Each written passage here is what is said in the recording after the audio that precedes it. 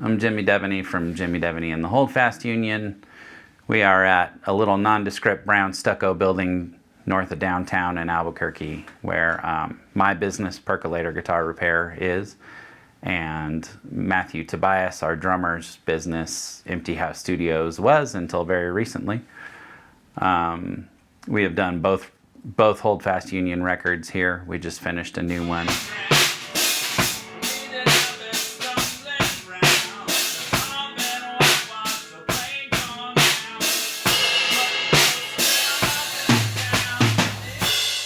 The story of this building is kind of the story of the band, and that's Matthew moving out of here, moving the studio out of here to his home, kind of marked the end of an era for us as a band. So I wanted to commemorate that. And it was Matthew that invited my business into this building after we finished the first record, and I love it. It's been a great place to work. And the first record was just Jeff Wilson on bass and Matthew Tobias on drums and myself doing the actual live tracking in the room together. Really, that was the band at the time.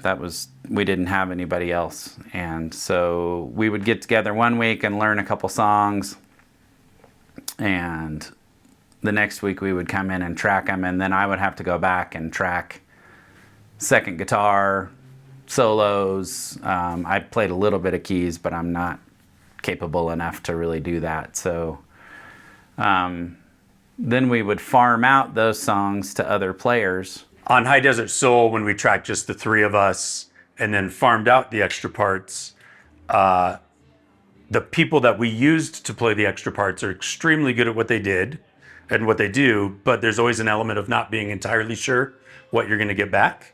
And there's some amazement in opening up the files sometimes, and there's also I wish I was in the room. None of that's good or bad, it just is what it is. I don't think we had a really complete picture of what the record was going to be until we got more and more bits back, and that took some time. And then we would workshop them a bit and come back and record later. So that was a really great first step out of lockdown world. Like how to get back into we're three people making songs together, and how do we do that in a way that feels spontaneous and good and not overthought. So that was really good. There's a guy in Lincoln, Nebraska who played all the keys, and we had people come in and sing harmonies that I wasn't capable of doing myself, that were out of my range. We had horns come in, and so to get through a song being done took weeks, because we had to send it off and have it come back. High Desert Soul, that was the first time we were kind of in the room at the same time as we were figuring the songs out in real time, with feeling the drums in the room and all that together, and that was really great. That was a very different experience from the remote stuff. You felt very connected.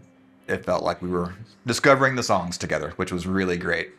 It just, it wasn't very immediate. We knew the basic tracks were good. We knew it had potential, but it took a long time to get there. After we put that record out, Charlie Elmore joined the band on guitar and vocals, and Ken Easton joined the band on keys and vocals. So all of a sudden, we were rehearsing in this space and getting to know each other in this space, and the songs were fleshing out differently in real time with the band. And so when I had written enough songs that it was time to start working on a new record, the process very quickly went from what it had been on High Desert Soul to finishing a song, or maybe two, all the way through, all the overdubs, all the backing vocals in an afternoon. I was playing bass guitar for Edgar Wonder, and we were doing a show on May the 4th. Remember that because I had my Han Solo Frozen and Carbonite t-shirt on, and got to meet Jimmy and Matthew and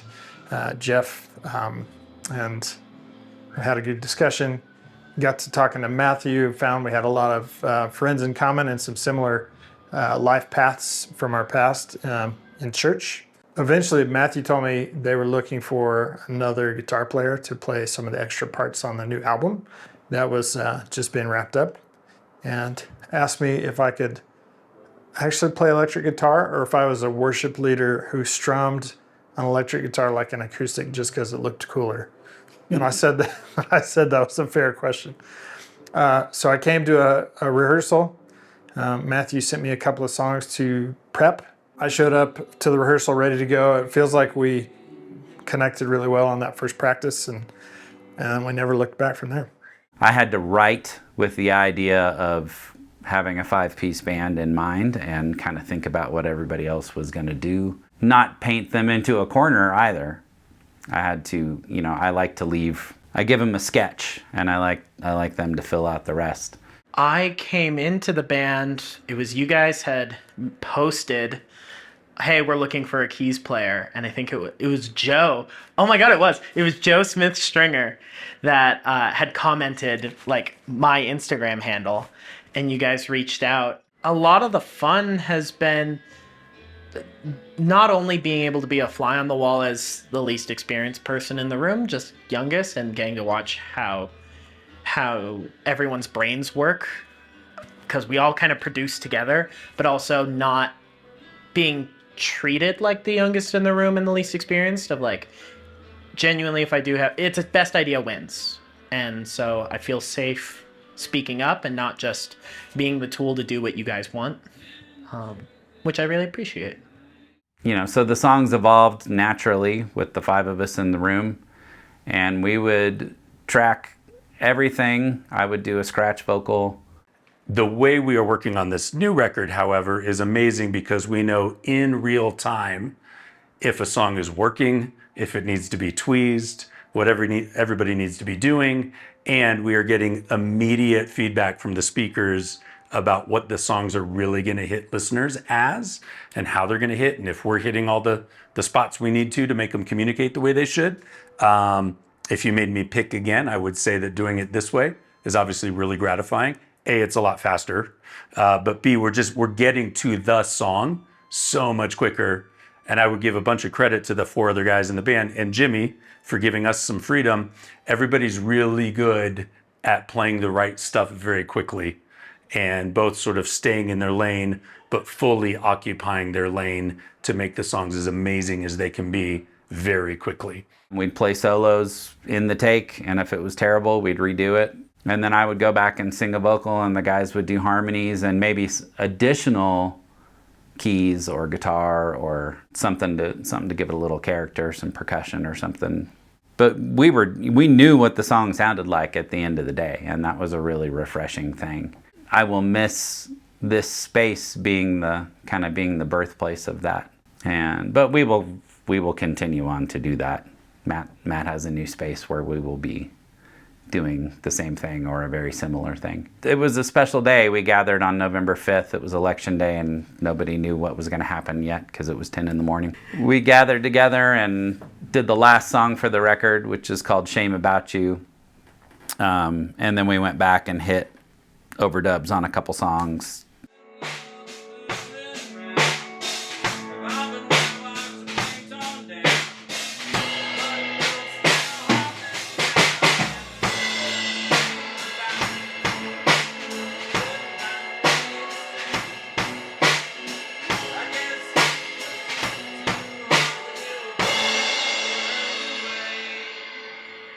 In this album, the space was familiar already. We were tighter, the 3 of us, and then bringing in Ken and Charlie, obviously kind of just amped everything up to new levels, which was great. There was a lot more sounds in the room, kind of changed some of what I thought I needed to be doing since it wasn't a 3-piece anymore. That stuff was all great, but I think the really cool thing that happened on this album is the whole shift into let's just do it all right now kind of thing. So. We were young together, smart but not so wise. Sometimes I could see trouble coming from the mischief in your eyes. Well, I've been gone for a long time. You left here at the wrong time. I thought we could grow older and possibly wiser together, but you didn't answer. Wrong time. You left here at the wrong time. I thought we could grow older and possibly wiser together, but you didn't answer. Old haunts and stomping grounds where we did our best stumbling round. Get in here in the morning on a Tuesday and leave with a nice recording done. And we've got all the players in the room now. There's no like shipping it off, and it's going to be great next week when we get the keys back and all that stuff. I guess it was important for me to document our last, day together in this space, because I do feel like the spaces where we got to know each other, especially Charlie and Ken, who came into the band most recently. We had kind of, Jeff and Matt and I got to know each other pretty well making High Desert Soul. But, we like rehearsals are always followed by tacos at Camila's over on Lomas and 6th. Go to lunch with a song you're proud of, and it's basically done. So that's been pretty amazing. And the space has been great. It's super comfortable. Jimmy's in here now working, so it feels like home for all of us, I think, a bit. And it's just a really comfortable experience this time around. Yeah. I've done some live recording as a vocalist, but not as a instrumentalist. So it's been a lot of fun to play in a room together and to create the song together, play off each other's energy. That's been very fun, enjoyable, and very different from anything I've done in the past. One of the things I've liked about playing in this building is we rehearse here, and so there's relaxed vibes. We're having fun, we're laughing, we're making mistakes, we're picking it up and going forward. I feel like that is translated into tracking the songs for the album, because we're not playing with tightness, we're not playing with nervousness. We're as relaxed for the most part as we're tracking songs as we are rehearsing songs for the next gig.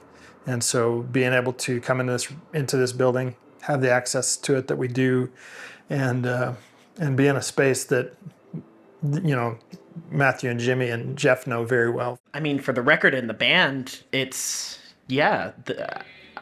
I think no matter what, anytime someone I know who has seen me in multiple bands comes to see us, they're always blown away by how tight it is consistently. And it is that, like, being able to come together here every single week whenever schedules allow, but consistently practicing in a space that feels warm and inviting, that a space where, like I said, I've really grown up for the last 2 years, but also somewhere that feels professional. And it's like, walking into that studio space for the first time, I was like, okay, no messing around here. Like, we're here to do work, but also you're working with your friends, so it's never that serious. That healthy mix of things. Being in this building on 2nd Street has been fun in that regard. At this point, I've been here for 3.5 years, and I just know every square inch of the building. So getting sounds, having everybody in a zone where they're comfortable to just relax and play the parts, I think has been easy. I love that we have enough square footage to have the 5 of us in here without being on top of each other. I love the way the brick and stucco sounds. And I've enjoyed making this record in this space. I'm glad that this is my last session in the building. I'm not glad it's my last session. I'm glad that this is my last session in the building, ending with guys I love, songs I love, a record that I'm really proud of. Grateful to have been here. Grateful to be moving on. Grateful for this record. And to be in a space that Matthew and Jimmy and Jeff know very well from prior projects, and of course Matthew being in here for a long time, working on other people's music. It's been great to just lock into a familiar place and feel comfortable in the whole process. I really hope you and Matthew and Jeff and Charlie all know, like, being able to be in this space and come to this place to work and also just to exist and be a human being during some of the most formative years of my life, it turns out, have been really, really essential for me. I mean, I came in here as a college student getting an education degree, thinking that's what I wanted to do with my life, and now I get to do this full time. And I don't think I would have come to that place without all of you guys. A lot of community and fellowship and brotherhood was forged in these walls, and a musical relationship that just doesn't really need to have a lot of language to it. Like it's very intuitive to play with these guys, and so I'm very grateful that those relationships were formed here. And that was it. We were done, So that was kind of marked the end of, it was Matt's last session here in the building for Empty House Studio. There's another studio owner coming into this space that's going to keep it a music studio, which is also exciting, and I'm still here doing guitar repair. The streets of the city feel a little more narrow. The building's a bit more run down. The lights on the boulevard have just lost their luster. Sometimes I